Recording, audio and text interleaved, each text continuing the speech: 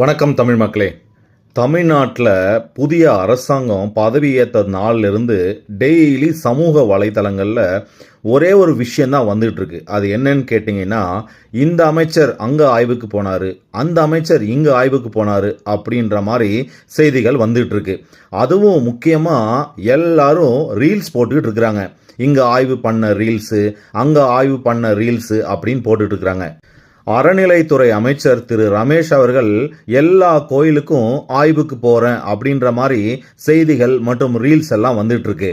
கனிம வளத்துறை அமைச்சர் திரு பிரபு அவர்கள் கல்குவாரிகளுக்கு ஆய்வுக்கு போயிட்டு 67 கல்குவாரிகளை தற்காலிகமாக மூடணும் அப்படின்னு சொல்லிட்டு உத்தரவு போட்டிருக்கிறாருங்களாம். அடுத்து தமிழகத்தோட முதல் பெண் அமைச்சர் திரு கீர்த்தனா அவர்கள் எல்லா இடத்துக்கும் ஆய்வுக்கு போய் ரீல்ஸ் போட்டுக்கிட்டு இருக்கிறாங்க. அது மட்டும் இல்லாமல் இன்வெஸ்டார்ஸ் எல்லாம் வந்து தமிழ்நாட்டில் இன்வெஸ்ட் பண்ணுங்கோ அப்படின்னு சொல்லிட்டு ரீல்ஸ் போட்டுட்டு இருக்கிறாங்க. போக்குவரத்து துறை அமைச்சர் திரு பார்த்திபன் அவர்களோட காமெடியை நீங்கள் எல்லாம் பார்த்துருப்பீங்க.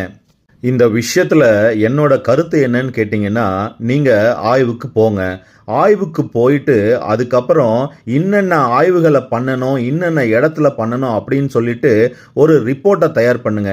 அதாவது இந்தந்த விஷயங்கள் எல்லாம் நான் கண்டுபிடிச்சேன், இந்தந்த குறைபாடுகள்லாம் இருக்கு, அதனால இந்தந்த ஆக்ஷன்லாம் எடுக்கணும் அப்படின்னு ஒரு ரெக்கமெண்டேஷன் பண்ணி அதை தகுந்த இடத்துக்கு அனுப்புங்க.